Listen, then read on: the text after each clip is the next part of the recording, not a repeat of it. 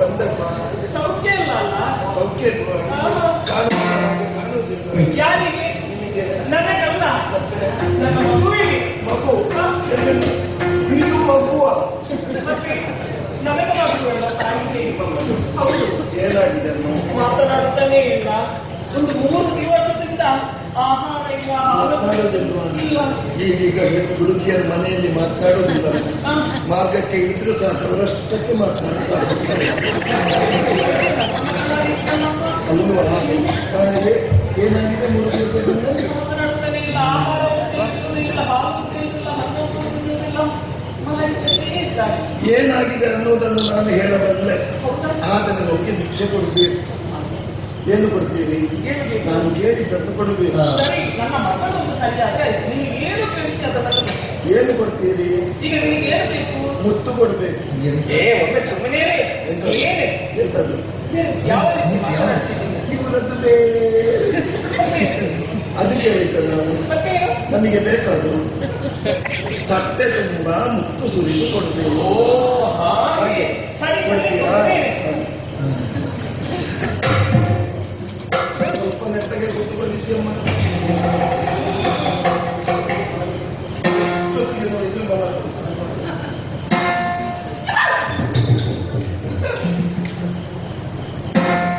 ಅಮ್ಮ, ನಿಮ್ಮ ಮಗಳು 2-3 ದಿನದ ಹಿಂದೆ ಎಲ್ಲಾದ್ರೂ ಹೊರಗಡೆ ನನ್ನ ಮಗಳು ಹಾಕಿಲ್ಲ, ಹೋಗ್ಲಿಕ್ಕೆ ಇಲ್ಲ. 3 ದಿನದಿಂದ ಹೊರಗಡೆ ಹೋಗುದೇ 3 ದಿನ ಆಯ್ತು ಅವಳು ಹೋದರೆ. 3 ದಿನದಿಂದ ಹೊರಗಡೆ ಹೋಗುವುದಿಲ್ವ? ಅವಮನೆ ಬಿಟ್ಟು ಹೊರಗೆ ಹೋಗುವುದಿಲ್ಲ ನನ್ನ ಮಗಳು. ಓಂ ಕಾಳಿ ಕರಾಳಿ ಕಪಾಲಿ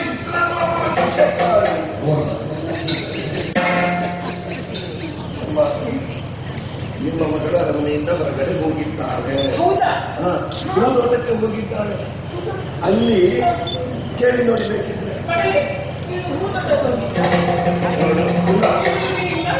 ಅವಳ ಕಣ್ಣು ಹೇಳ್ತದೆ. ನೋಡಿದ್ದಾಳೆ ಒಂದು ಕಣ್ಣಿಗೆ ಒಪ್ಪಿಕೋ.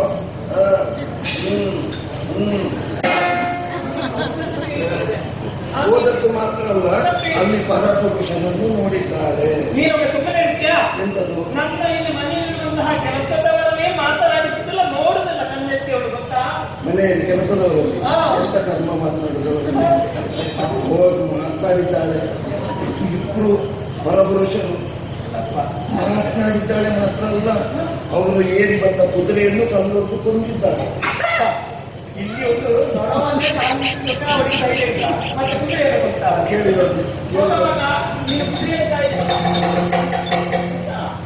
ಓ ಮಡಿಗಟ್ಟು ಮುಡಿಗಟ್ಟು ಗಂಡದ ಕಡಿಗಟ್ಟು ಜಾಗದ ಒಂದು ಇಲ್ಲಗಟ್ಟು ಎಂದು ಕೊಡ್ತೀನಿ.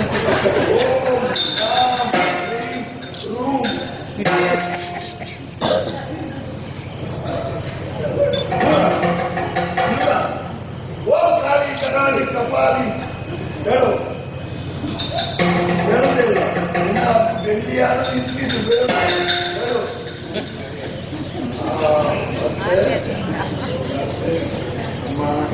ಬಂದವರು ಹರಿ ಶ್ರೀನಿವಾಸನೇ ಕಿರಾತರು ಬಂದಿದ್ದ. ಅವಳು ಏರಿ ಬಂದ ಕುದುರೆಯನ್ನು ಇವಳು ಕೊಂದಿದ್ದಾಳೆ. ಅದಕ್ಕೊಂದು ಪರಿಹಾರ ಉಂಟು. ಈಗೇನು ಪರಿಹಾರ? ನಾನು ಇಲ್ಲಿಂದ ಕಣಿ ಹೇಳಿ 10 ಹೆಜ್ಜೆ ಮುಂದೆ ಹೋದಾಗ ಒಬ್ಬ ಅತ್ತೆ ಮುದುಕಿ ಬರ್ತಾಳೆ. ಹರಿ ಶ್ರೀನಿವಾಸನ ತಾಯಿ. ಅವಳು ಬಂದು ಹೆಣ್ಣು ಕೇಳ್ತಾಳೆ. ಯಾವುದೇ ಮುಂದೆ ಹಿಂದೆ ಯೋಚಿಸದ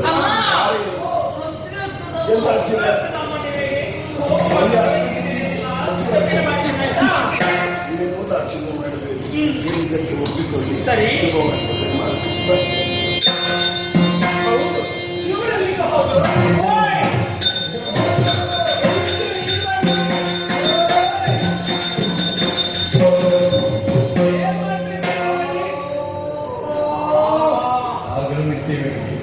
ಎಷ್ಟು ಹೊತ್ತಿಗೆ ಅವರು ಮಲಗಿಕೊಂಡೇ ಇರುವುದು.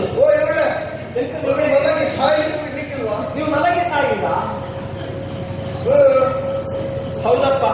ನಿಮಗೆ ಒಂದು ಇಲ್ಲಿ ಮಗಳು ಇದ್ದಾಳೆ, ನಮ್ಮ ಯಾರು ಪದ್ಮಾವತಿ ಕಾಯಕ್ಕೆ ಬಂದಿದ್ದಾಳೆ.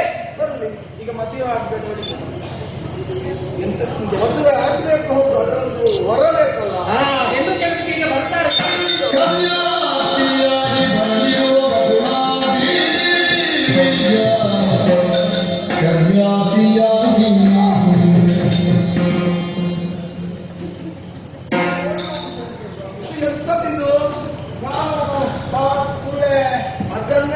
ಹೆದರಿಕೆ ಎಂತದ್ದು ಪುಲ್ಲೆ ಪಕ್ಕುಳೆ ಪಕ್ಕುಳೆ ಪಕ್ಕುಳೆ ಹೌದು ಆನಂದ ನಿಲಯದಿಂದ ಬಂದದ್ದು.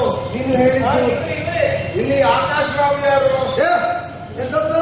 ಆಕಾಶ್ ರಾವ್ ಯಾರು? ಹಾಗಲ್ಲ, ಆಕಾಶರಾಯ. ಎಂತದ್ದು? ಆಕಾಶರಾಯ. ಎಂತದ್ದು ಸ್ವಲ್ಪ ಜೋರು ಹೇಳಿ. ಆಕಾಶರಾಯ. ಆಕಾಶರಾಯ ಅದು ನಾನೇ. ನೀವಾ? ಒಂದು ಮಗಳ ಕಣ್ಣು ಪೂರ್ತಿ ಹೋಗಿದೆ ನಿಮ್ಮದು. ಇಲ್ಲ ಹೋಗಿಲ್ಲ, ಮಗದಲ್ಲಿ ನಿಂತಲ್ಲ. ಇದು ನನ್ನ ಒಬ್ಬಳೆ ಹೆಂಡತಿ, ಮನೆ ಹೆಂಡತಿ. ಊರಿನಲ್ಲಿ ಬೇರೆ ಇದ್ದಾರ? ಬೇರೆ ಇಲ್ಲ, ಒಂದೇ. ಇದನ್ನು ಕಟ್ಟಿಕೊಂಡೇ ಸಾಯ್ತಿದ್ದೇನೆ. ವಿಷಯ ನಿಮ್ಮ ಮಗಳು ಪದ್ಮಾವತಿ ಅಂತ ಇದ್ದಾಳ? ಇದ್ದಾಳೆ.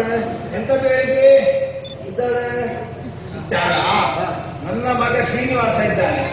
ಇರ್ಲಿ, ಮದುವೆ ಮಾಡ್ತೀರಾ ಅಂತ. ನನ್ನ ಮಗನನ್ನು ನಿನ್ನ ಮದುವೆ ಮಾಡಬೇಕು. ಹೌದು. ಮದುವೆ ಮಾಡಬಹುದು. ಎಂತದ್ದು? ಮದುವೆ ಮಾಡಬಹುದು. ಎಂತದ್ದು? ಮದುವೆ ಮಾಡಬಹುದು. ಮಾಡ್ಬೋದಾ? ಆದ್ರೆ ಒಂದು ಕೆಲವು ನಿಯಮ ಉಂಟು. ಎಂತದ್ದು? ಬ್ರಹ್ಮದೇವರ ಪೌರೋಹಿತ್ಯ ಆಗಬೇಕು, ಈಶ್ವರ ದೇವರ ಹಿಡಿತನ ಇರಬೇಕು.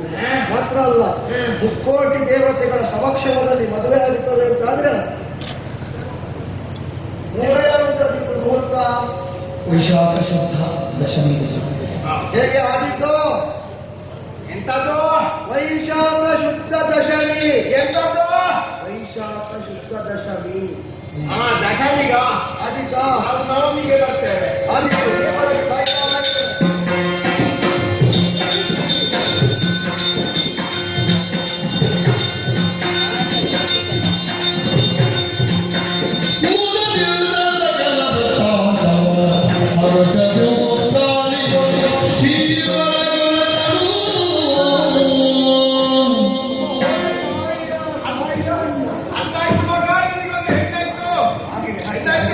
ಹಾಗೆ ಈಗ ನನಗೆ ಹೆಣ್ಣಾಯ್ತು ಅಂತ ನಿನಗೊಂದು ಮದುವೆ ನೋಡುವುದಕ್ಕಾಯ್ತು ಅಂತ.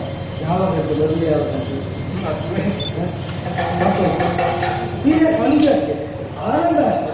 ನೀನು ಅಳಬೇಡಮ್ಮ, ಇದು ಮದುವೆ ನೋಡ್ಲಿಕ್ಕೆ ಮುಖ್ಯ ಅಷ್ಟೇ. ಮಾಡ್ಲಿಕ್ಕೆ ಹೆಣ್ಣಾಯ್ತು ಹಣ್ಣಾಯ್ತು ಎಲ್ಲ ಹೌದು ಮಗ. ಮದುವೆಗೆ ಎಷ್ಟು ಖರ್ಚು ಮಾಡಬೇಕು ಅಂತ ಲೆಕ್ಕವೇ ಸಿಕ್ಕದಷ್ಟು ಹೇಳ್ತಾರೆ. ಪೌರೋಹಿತ್ಯಕ್ಕೆ ಬ್ರಹ್ಮದೇವರು ಬೇಕಂತೆ. ದಿಬ್ಬನದ ಪ್ರಮುಖದ ಸ್ಥಾನದಲ್ಲಿ ಈಶ್ವರ ದೇವರು ಬೇಕಂತೆ. ದೇವಾದಿ ದೇವತೆಗಳೆಲ್ಲ ಬರ್ಬೇಕಂತೆ. ಮುಕ್ಕೋಟಿ ದೇವತೆಗಳು ಸಾಕು, ಎಲ್ಲ ಬರುವುದೌದು ಮಗ. ಮದುವೆಗೆ ಬೇಕಾದದನ್ನು ಎಲ್ಲಿಂದ ಬಾಡು. ಇಷ್ಟು ದೀರ್ಘವಾದ ಜೀವಿತಾವಧಿ ನಿನ್ನ ಸಂಪಾದನೆ ನನಗೆ ಮಗನಿಗೆ ಮದುವೆ ಮಾಡಿಸೋದು ಸಂಪಾದನೆ ಇಲ್ಲ. ಈ ಕಟ್ಟಿ ಇಟ್ಟದ್ದು, ಕೂಡಿ ಇಟ್ಟದ್ದು, ಮಗ ಕುಡಿಕೆಯಲ್ಲಿ ಹಾಕಿಟ್ಟದ್ದು. ನನ್ನ ಬದುಕಿನಲ್ಲಿ ಮಾಡ್ಲಿಕ್ಕಾಗದ್ದು ಗಂಟು ಮಾತ್ರ ಮಗ. ಆದ್ರೂ ನನಗೊಂದು ಗಂಟೆ ಹಾಕಿದ್ದೆ. ಒಂದು ಗಂಟೆ ಅದೇ ಅದೇ ಆಗಲೇ ಆ ಪುಣ್ಯದ ಗಂಟೆ ದೊಡ್ಡದ್ದು. ನೀ ಚಿಂತಿಸಬೇಡ. ಈಗ ಎಲ್ಲರಿಗೂ ಸಿಕ್ಕುವುದು ಯಾರ ಅನುಗ್ರಹದಿಂದ ಸಂಪತ್ತು? ದೇವರ ಅನುಗ್ರಹದಿಂದಲ್ವಾ? ದೇವರು ಯಾರ ಮೂಲಕ ಸಂಪತ್ತು ಕೊಡುವುದು? ಯಾರು ಮಗ? ನನಗೆ ಅಧಿಪತಿ ಯಾರು? ಕುಬೇರ. ಅವರಲ್ಲಿ ಕೇಳುವ. ನಮ್ಮಲ್ಲಿ ಇಲ್ಲದಿದ್ರೆ ಇದ್ದವರಲ್ಲಿ ಕೇಳಿದ್ರೆ ಆಗುವುದು. ಕೊಡ್ತಾನ ಮಗ. ಸಾರವಾಗಿ ಕೇಳಿದ ಮಗ ಈ ಹೊತ್ತಿನಲ್ಲಿ ಸಿಕ್ಕಿಬಹುದು. ನೀ ಇದ್ದವನು ಈ ಪ್ರಾಯದಲ್ಲಿ ಬಿಟ್ಟರೆ ನನಗೆ ಹೆದರಿಕೆ ಆಗ್ತದೆ. ಹಾಗಲ್ಲ, ನೀನು ಸಾಲ ಕೇಳಬಹುದು, ನನ್ನಿಂದ ತೀರಿಸಲಿಕ್ಕೆ ಇನ್ನ ಆಗ್ಲಿಕ್ಕಿಲ್ಲ ಮಗ. ನಾನು ಇನ್ನು ಯಾವಾಗ ಅದು ಈಗಲೇ ನೀನು ಕೇಳಿದ ಸಾಲ ಈಡೇರಿಸುವುದಕ್ಕೆ ನಿಮ್ದು ಎಲ್ಲಿಂದ ಬರಬೇಕು? ನಾನು ಯೋಚಿಸುವುದಿಲ್ಲ. ಸಾಲ ಪುನರಪಿ ಕೊಡೋದಿದ್ರೆ ಮನೆ ಬಾಗಿಲಿನಲ್ಲಿ ನಿಂತರೆ ನಮಗೆ ಬೇಕಾದಷ್ಟು ನಾಮಟಂಕಿಗಳ ರೂಪದಲ್ಲಿ ವರಹಗಳನ್ನು ನಾವು ಅಲ್ಲಿಂದ ಹೊಂದಿ ಅದನ್ನೇ ವ್ಯಯ ಮಾಡಿ ನಾವು ವಿವಾಹವನ್ನು ವಿಜೃಂಭಣೆಯಿಂದ ನಡೆಸಿದೆ. ಒಂದೊಂದು ದಿವಸ ನೀನು ನಾನು ಏನು ಸ್ವಲ್ಪ ತಿಂದು ದೇವರು ತಿಳಿದು ಆರಾಧಿಸುವವರು ನನಗೆ ಒಪ್ಪಿಸುವುದಕ್ಕಾಗಿ ಮುಡಿಪಾಗಿರಿಸಿದ್ದರೆ ಆಗಲೇ ಒಂದು ಭಾಗವು ನೀರಿಗ ಆ ಜಲಮಾರ್ಗದಿಂದ ಅದನ್ನು ಸೇರುವಂತೆ ವ್ಯವಸ್ಥೆ ಮಾಡಿ ನನಗಾಗಿ ತಂದಿಟ್ಟಿದ್ದರಲ್ಲಿ ಒಂದು ಸಾಲನ್ನು ಧನಪತಿಯ ಸಾಲವನ್ನು ಪೂರೈಸುವುದಕ್ಕೆ ಅದನ್ನು ಮುಗಿಸುವುದಕ್ಕೆ ಕೊಡುವ ವ್ಯವಸ್ಥೆ ಮಾಡಿದೆ. ಎಷ್ಟು ಬೇಕೋ ಅಷ್ಟನ್ನು ಪಡೆಯುವ. ಎಲ್ಲಿಯಾದ್ರೂ ಮಧ್ಯದಲ್ಲಿ ಮುಡಿಪಿಗೆ ಕೈ ಹಾಕಿದ್ರು ಯಾರಾದ್ರೂ ಯಾರ ಮುಡಿಪಿಗೆ ಕೈ ಹಾಕೋದು ಅವರನ್ನು ಯಾರಿಗೆ ಅಂತ ಇಟ್ಟದ್ದು? ನಿನಗೆ ಅಂತ ಇಟ್ಟದ್ದು. ಅದು ಕೈ ಹಾಕಿದವರಿಗೆ ಆಗ ಗೊತ್ತಾಗಿದ್ದು ಚಿತ್ತವಾಗಿದೆ. ಆದರೆ ಈಗ ಮುಕ್ಕೋಟಿ ದೇವತೆಗಳು ಬ್ರಹ್ಮನ ನೇತೃತ್ವದಲ್ಲಿ ಈಶ್ವರನನ್ನು ನೋಡಿಕೊಂಡು ಬರಬೇಕಾ ಬೇಡ? ಹೌದು. ವಾಯು ಮತ್ತು ಗರುಡ ಇಬ್ಬರನ್ನು ಹೇಳಿಕೆಗಾಗಿ ನಿಯುಕ್ತವಾಗಿ ಸರ್ವರನ್ನು ಯಾವುದು ಮೂರ್ತಿಯಲ್ಲಿದೆ? ವೈಶಾಖ ಶುದ್ಧ ದಶಮಿ ಶುಕ್ರವಾರ. ಅಲ್ವೋ? ಅದಕ್ಕೆ ಸಕಾಲದಲ್ಲಿ ಮುಹೂರ್ತಕ್ಕೆ ಬರ್ತೇವೆ.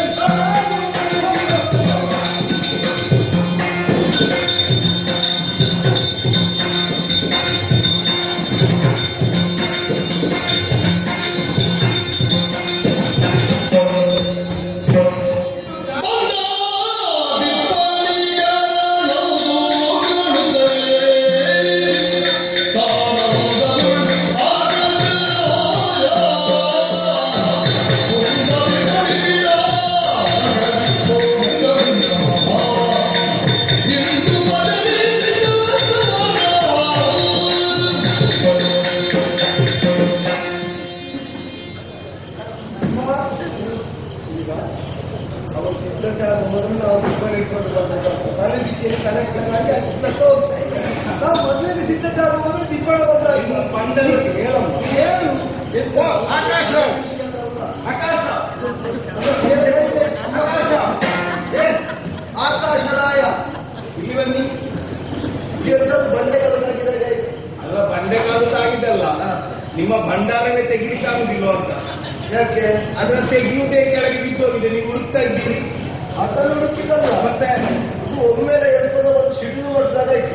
ಎಂತ ತೊಂದರೆ ಹೊಡ್ತು ನಿಮಗೆ ಸಿಡಿಲು ಬಡಿಲಿಕ್ಕೆ ಉಂಟ ಅಂದ್ರೆ ಇಲ್ಲಪ್ಪ, ಬಡಿದ ನಿಂತು ಮಾತ್ರ ಏನಿರಲಿ ಬಡಿಯೋದಲ್ಲ. ಕಾಲ ಸಂಗೀತ ಆಗ್ತಾ ಉಂಟು ವ್ಯವಸ್ಥೆ. ನೀವು ಹೇಳಿದಂತೆ ದೇವಾಲಯಗಳನ್ನು ಕೂಡಿಕೊಂಡು ಇಬ್ಬರಿಗರ ನಾವು ಬಂದು ನಿಂತಿದ್ದೇವೆ. ಅಮ್ಮನಿಗೆ ಅಮ್ಮ ಹೇಳಿದ ಮಾತನ್ನು ಈಡೇರಿಸಿಕೊಂಡಿದ್ದಾರೆ. ಹುಡುಗಿ ಹುಡುಗಿ ಅದೇ ಹುಡುಗಿಯನ್ನು ಹುಡುಗಿ ಸದಾ ಅಂತ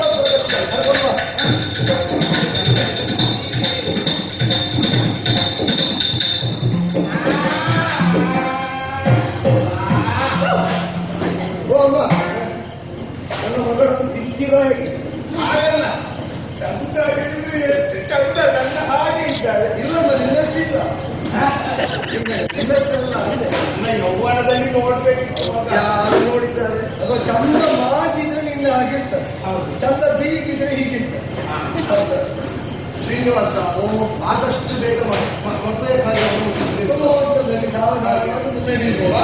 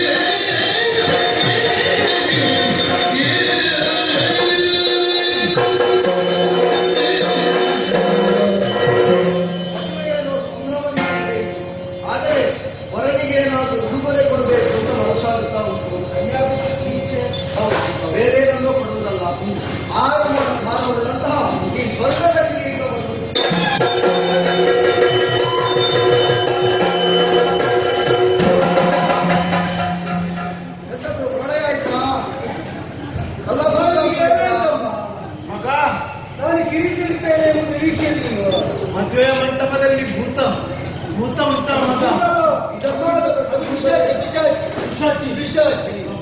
ಅದು ಪಿಶಾಚಿ ಬಂದದ್ದು ಇಲ್ಲಿ ಎಲ್ಲ ಮಗ.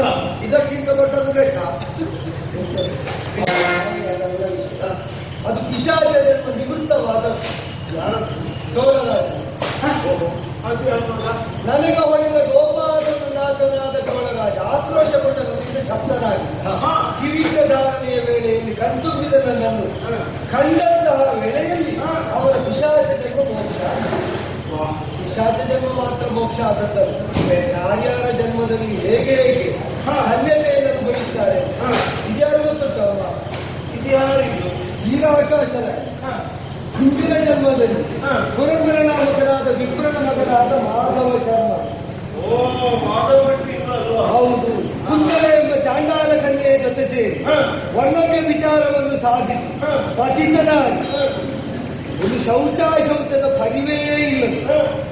ಕೊನೆಗೆ ವೃದ್ಧಾಪ್ಯದಲ್ಲಿ ನಾನು ಮಾಡಿದ ಎಲ್ಲ ದುಷ್ಕೃತ್ಯಕ್ಕೂ ಖೇದಗಳು ಆಸ್ತಿಕ ಸಜ್ಜನರ ಜೊತೆಗೆ ತೀರ್ಥಾಟನೆ ಮಾಡ್ತಾ ಇಲ್ಲಿ ಬಂದು ತನ್ನ ಪಿತೃ ಪರಂಪರೆಗೆ ತರ್ಪಣ ಬಿಡುವುದಕ್ಕೋ ಪಿಂಡ ಬಿಡುವುದಕ್ಕೋ ಏನೂ ಇಲ್ಲದ ಸ್ಥಿತಿಯಲ್ಲಿ ಮೃತ್ತಿಕಾ ಪಿಂಡವನ್ನೇ ಬಿಟ್ಟ ಕಾಲದಲ್ಲಿ ರಮಿಸಿ ತನ್ನ ಪಾಪವನ್ನು ತೀರ್ಥಾಟನೆಯಿಂದ ನೀಗಿದರು. ಈ ಗಿರಿಗೆ ವೇಂಕಟಾಚಲಗಿರಿ ಒಂದು ಹೆಸರನ್ನು ತಂದರು. ಆ ಬಳಿಕ ಬ್ರಹ್ಮನಿಯುಕ್ತಿಯಂತೆ ಇದು ಆಕಾಶರಾಯನಾಗಿ ವಿಧಿಸಿ ಪದ್ಮಾವತಿ ನಾಮಕಳಾದಂತಹ ಈಕೆ ಹಿನ್ನೆಲೆಯೂ ವಿಶಿಷ್ಟವಾದದ್ದು. ರಾಮಾಯಣ ಕಾಲದಲ್ಲಿ ರಾಮನನ್ನೇ ಪತಿಯಾಗಿ ಹೊಂದುವುದಕ್ಕೆ ಅಂದರೆ ವಿಷ್ಣು ಪತಿಯಾಗಬೇಕು ತಪ್ಪಿಸಿದಂತಹ ವೇದವತಿ ಏಕಪತ್ನಿ ವ್ರತಸ್ಥನಾದಂತಹ ನಾನು ಆ ಕಾಲದಲ್ಲ ಯುಗಾಂತರದಲ್ಲಿ ಮದುವೆಯಾಗಿದ್ದೇನೆ ಎಂಬುದಕ್ಕಾಗಿ ಇದು ಪದ್ಮಾವತಿಯಾಗಿ ಹೀಗೆ ಸಂಚರಿಸಿದ್ದಾರೆ. ಅವಳ ಕರಗ್ರಹಣ ಮಾಡಿ ಅವಳ ತಪಸ್ಸನ್ನು ಈಡೇರಿಸಿದಾಗ ಉಭಯರು ಹಿಂದಿನ ಜನ್ಮದಲ್ಲೇ ನಿನ್ನನ್ನು ಹೊಂದಬೇಕು ಅಂತ ಬಯಸಿದವರು. ಸರಿ, ಹಾಗಾದರೆ ಯಾರು ಪೂರ್ವವಾಸನೆ ಬೇಕಲ್ಲ? ನಿನ್ನ ಗುಂಟಲ್ಲಮ್ಮ ಯಶೋದೆಯಾಗಿದ್ದವರು ನಿನ್ನ ಸ್ತನ್ಯವನ್ನು ನೋಡಿಯೇ ನನ್ನ ಪೋಷಣೆಯನ್ನು ಪಾಲನೆಯನ್ನು ಮಾಡಿದವರು, ನನ್ನ ಬಾಲಲೀಲೆಗಳನ್ನೆಲ್ಲ ಸಹಿಸಿಕೊಂಡವರು. ಹಾಗೆ ಅಂತ ನನ್ನ ಒಂದು ವಿವಾಹಕ್ಕೂ ಸಾಕ್ಷಿಯಾಗದೇ ಹೋದವರು. ಆ ಕೊಳಗನ್ನು ನೀಡುವುದಕ್ಕಾಗಿ ಬದಲಾದೇವಿಯಾಗಿ ಕಾಣಿಸಿಕೊಂಡ ನೀನು ಅದಕ್ಕಾಗಿ ಕಾತರಿಸಿ ಅಂತ ತಿಳಿದೆ. ಲಕ್ಷ್ಮೀದೇವಿಯನ್ನು ಬಿಟ್ಟಗಲಿದ ಕಾಲದಲ್ಲಿ ಇದನ್ನೇ ನೆವರವಾಗಿಸಿಕೊಂಡು ಎಲ್ಲವನ್ನು ಕೂಡಿಸಿ ಯಶೋದೆಯ ಬದುವೆಯಾದ ಕಾಲದಲ್ಲಿ ವಿವಾಹಿತನಾದಂತಹ ನನ್ನ ವಿವಾಹೋತ್ಸವ ಕಂಡು ತೃಪ್ತಿ ಹೊಂದಿದ್ದ. ತೃಪ್ತಿ ಏನೋ ಆಯಿತು ಮಗ. ಆದರೆ ಏನು ಕೃಷ್ಣನಾಗಿ ನೀನು ಮುಗಿಸಿದರೂ ಕೂಡ ನಿನಗೆ ಜನ್ಮ ಕೊಟ್ಟ ತಾಯಿಯ ಮಠದಲ್ಲಿ ಬದುಕದಿದ್ದು ಯಶೋದೆಯ ಮಠದಲ್ಲಿ ಬದುಕಿದೆ. ಆದರೂ ನೀನು ದೇವರಲ್ಲಿ ಪರಮಾನಂದ ಅಂತನಿಸತ್ತೆ. ರಾಮನಾಗಿ ಕಾಣಿಸಿದ ನೀನು ಶಬರಿ ಕಟ್ಟಿಕೊಟ್ಟಂತಹ ಅನ್ನನ್ನು ತಿಂದು ಅವಳಿಗಾದರೂ ಪುಣ್ಯ ಲೋಕದರ್ಶನದ ಅವಕಾಶ ನಿನ್ನ ಮದುವೆಯನ್ನು ಅಪೇಕ್ಷಿಸಿ ಬದುಕಿದೆ ಕಂದ. ಹಳೆಗಾದ ಗಾಯದಲ್ಲಿ ರಕ್ತವನ್ನು ಸೋಲುತ್ತಾ ಬಂದ ನಿನ್ನ ಆ ಪಾಲನೆಯನ್ನು ಪೋಷಣೆಯನ್ನು ನೀನೇ ಮಾಡಿ. ಆದ್ರೆ ಬದುಕಬೇಕು ಅಂತ ಆಸೆ ಇಲ್ಲ ಮಗ. ಅಮ್ಮ, ನೀ ಸದೇ ಹೀಯಾಗಿದ್ದರು ಇದೇ ಹೀಯಾಗಿದ್ದರು. ನಿನ್ನನ್ನು ಈ ಬಾರಿ ಬಿಡಕೂಡದು ಅಂತ ಸಂಕಲ್ಪಿಸಿದ್ದೆ. ಬಕುಳೆಯಾಗಿ ಸೇರಿಸ್ತಾಯಿರುವಷ್ಟು ಕಾಲದಲ್ಲಿ ಈ ವಿಧದಲ್ಲಿ ನೀ ನಿರ್ಜೀವಳಾದರೆ ಬಕುಳಾ ಪುಷ್ಪ ಮಾಲಿಕೆಯ ರೂಪದಲ್ಲಿ ಸದಾ ನಿನ್ನನ್ನು ಧರಿಸಿದ್ದೇನೆ. ಅದು ಒಣಗಿದಷ್ಟು ಸುಗಂಧಭರಿತವಾಗುವ ವಿಶಿಷ್ಟ ಪುಷ್ಪ.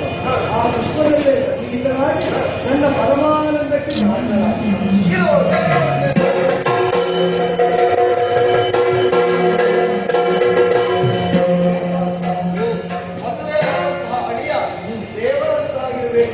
ಪ್ರತಿಯೊಬ್ಬ ತಂದೆಯ ಆಶಯ. ಲಕ್ಷ್ಮೀನಾರಾಯಣ ಸಂಕಲ್ಪವನ್ನು ವಧೂವರರಲ್ಲಿ ಮಾಡುವುದು ಆಶಯ. ಹೌದು, ಆದರೆ ನನ್ನದು ಪೂರ್ವಸೂತ್ರ ಪುಣ್ಯವನ್ನು ಹಾಗೆ ನಾನು ಭಾವಿಸುತ್ತೇನೆ. ಸಾಕ್ಷಾತ್ ದೇವರೇ ನನಗೆ ಅರಿಯನಾಗಿ ಬಂದಿದ್ದಾನೆ ಅಂತಾದರೆ ಈ ಕಾಲದಲ್ಲಿ ನಿಮ್ಮೆಲ್ಲರ ಸುಖ ಫಲಿಸುವುದಕ್ಕೆ ಇದೆಲ್ಲ ನಡೆದಿದೆ ಎಂಬುದಕ್ಕೆ ನಿದರ್ಶನ ಏನು? ಮನಮುನಿಸಿದ ಕರವೀರಪುರದಲ್ಲಿ ನೆಲೆಸಿದ್ದವರು ಅವಳೇ ಬಂದು ಮತ್ತೆ ಸೇರಿಕೊಂಡಿದ್ದಾರೆ. ಶ್ರೀದೇವಿ ಸಹಿತನಾಗಿ ಪದ್ಮಾವತಿ ರಮಣನ ಅವರಿಗೆ ನೆಲೆಗೊಂಡ ಕಾಲದಲ್ಲಿ ಇದನ್ನು ಹೀಗೆ ಉಳಿಸಬೇಕು, ಕ್ಷೇತ್ರ ಭಾವಿಸುವುದು ಮಾಡಿಸಬೇಕು. ನೀವು ಅಲ್ಲ ಯಾರಿಗೆ ಹೀಗೆ ಕ್ಷೇತ್ರ ನಿರ್ಮಾಣ ಮಾಡಿ ಇಲ್ಲಿಂದಲೇ ಅಜ್ಜನರಾಗಿ ಸಾತ್ವಿಕರಾಗಿ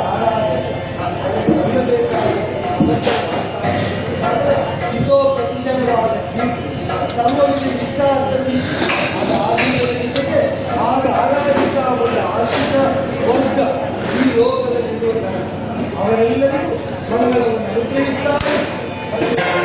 ಕಲ್ಯಾಣ